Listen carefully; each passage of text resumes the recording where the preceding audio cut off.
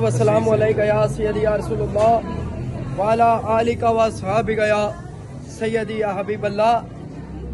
उनके दरबार से जब भी मांगा पंजतन के वसीले से मांगा, मुझको खैरात फौरन मिली है, खूब मेरा गुजारा हुआ है।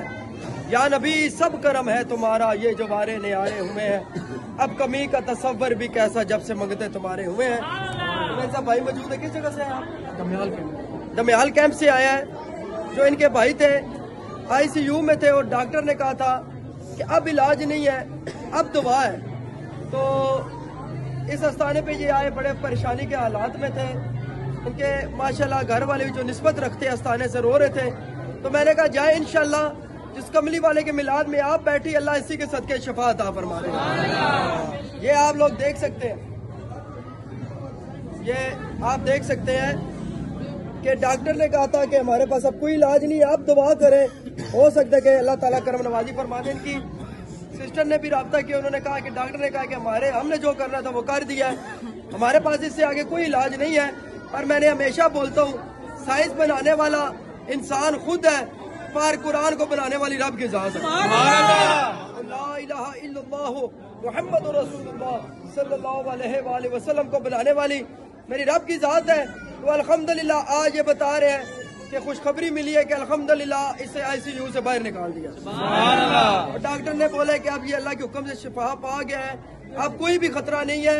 तो याद रखें, जहाँ पे साइंस खत्म होती है वहाँ कलमे की ताकत स्टार्ट होती है। क्या आप अपनी जुबानी बताएंगे?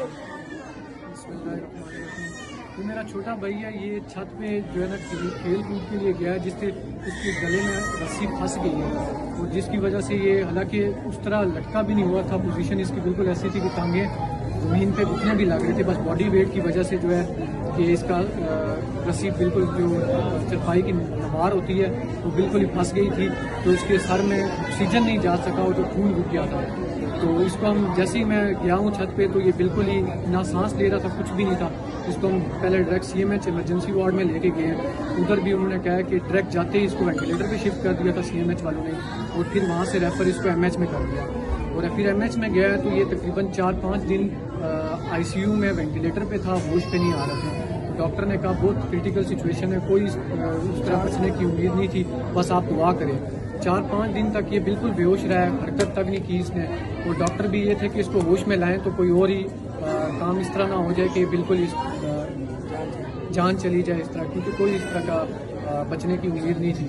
बस उन्होंने कहा आप दुआ करें। मैं इधर आया भी था, पहले मैंने ग्रुप में भी मैसेजेस करवाए कि दुआ करें, पीर साहब से दम भी करवाया पिक्चर से।